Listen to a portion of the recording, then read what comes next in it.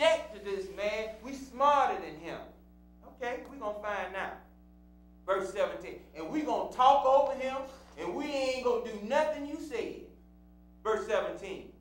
And unto Adam he said, because you have hearkened unto the voice of your wife, and have eaten of the tree of which I commanded you, saying, you shall not eat of it. Cursed is the ground for your sake. In sorrow shall you eat of it all the days of your life. Thorns also and thistles it bringeth forth to you. And you shall eat the herb of the field.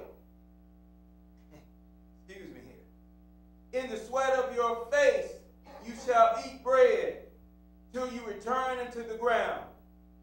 For out of it was you taken. For dust you are, and to the dust shall you return. Okay? Work with me now.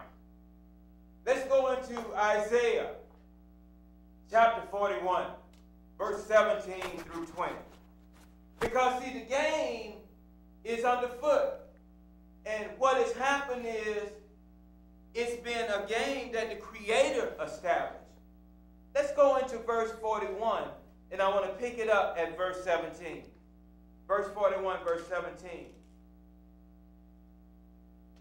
When the poor and the needy seek water, this has to do with what's going to happen in the wilderness.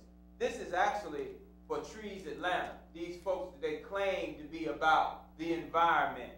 This is just a little caveat for the environmentalists that are still watching. But see, understand this. Most of the environmentalists today are the feminist agenda. The lesbians have got in there. And the leadership is men, but they sell out to the number one polluter, which I asked you about, and it is the utilities companies. That's right, Georgia Power. All this out-of-control growth has to be electrified. And they pollute more than anybody else. Forget, that's who finances a lot of these environmentalist groups, galas. Okay? This is for them. When the poor and the needy seek water, and there is none, and their tongue faileth for thirst, I, Yah, will hear them. I, Yah, of Israel, will not forsake them. I will open rivers in hot places, and fountains in the midst of the valleys. I will make the wilderness a pool of water, and the dry springs of water. I will plant in the wilderness the cedar, the shittah tree, and the myrtle, and the oil tree.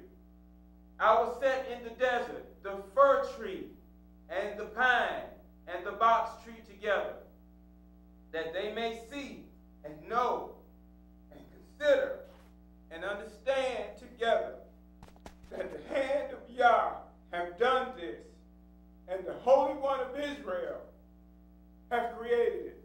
Okay? Work with me here. All right. Now, let's take it to the final piece of scripture. This is the key element that has created this agenda in our community. And it is a short piece. It is Isaiah chapter, it's one more piece after this. So let me read this one more piece before I get to that, because this is going to cap it off. In Isaiah chapter 4, and see, this is what all the Negro women is scared of right here. This is what they don't want to hear about. In Isaiah chapter 4, and I'll pick it up in verse 1. And in that day, 7 women, somebody give me something to clean my nose with. 7 women shall take hold of one man, saying, we will eat our own bread and wear our own apparel, only let us be called by your name, to take away our reproach. In that day shall the branch of Yah be beautiful. Okay, here we go. In that day shall the branch of Yah be beautiful and glorious, and the fruit of the earth shall be excellent and comely for all them that are escaped of Israel escape from what? And it shall come to pass that he that is left in Zion and he that remaineth in Jerusalem shall be called holy, even everyone that is written among the living in Jerusalem. Then when Yah shall have washed away the filth of the daughters of Zion, oh yeah, he gonna wash y'all's filth away, but it ain't gonna be the way you want it to be. And have purged the blood of Jerusalem from the midst thereof by the spirit of judgment and by the spirit of burning. And Yah will create upon every dwelling place in Mount Zion and upon her assemblies a cloud of smoke by day and a shining of flaming fire by night. For upon all the glory shall be a defense, and there shall be a tabernacle for a shadow in the daytime from the heat, and for a place of refuge and a covert from the storm and rain. Okay? Now this is the kicker right here. This is why we're in the place, not just because it's Yah's will, but this is what the deal is. In Isaiah chapter 43, I'm going to pick it up at verse 26. It says, "Put me in remembrance. Let us plead together. Declare you that you mayest be justified. Your first fathers have sinned, and your teachers have transgressed against me. Therefore, I have profaned the princes of the sanctuary, and have given Jacob to the curse, and Israel to reproaches." This is the game. We just peeped the game. We're going to reveal the game. And to reveal and understand and help clarify, the Most High has assembled a panel by his word. And those of you know most of them. Starting to my right, the smoking firebrand, Dr. Curtis Thrasher. And I won't shake your hand. I know I just got snot all over my hand and everything. And to his right, she ain't scared, you know, Faye Cofield. And to her right, a man of peace, Prince Zedekiah.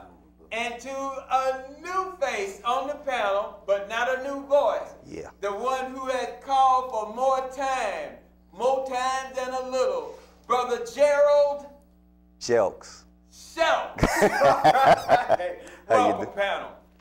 Brother Gerald, since you're new, and yes, we're going to ask you first. Let's peep this game. Talk to us about what the Spirit has given you and what you'd like to share based on what you've heard.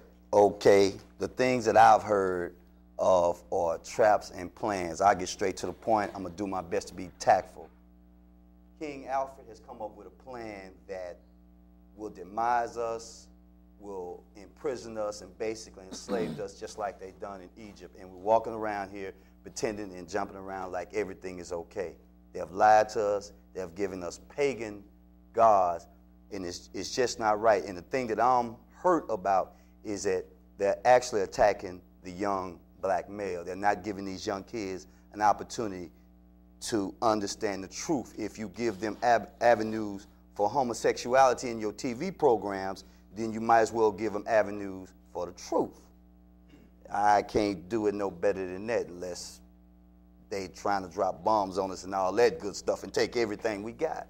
We can't fit in this society no more, not like that. We can't do it. All right, we'll leave it right there for now. Dr. Thrasher, jump in here with you.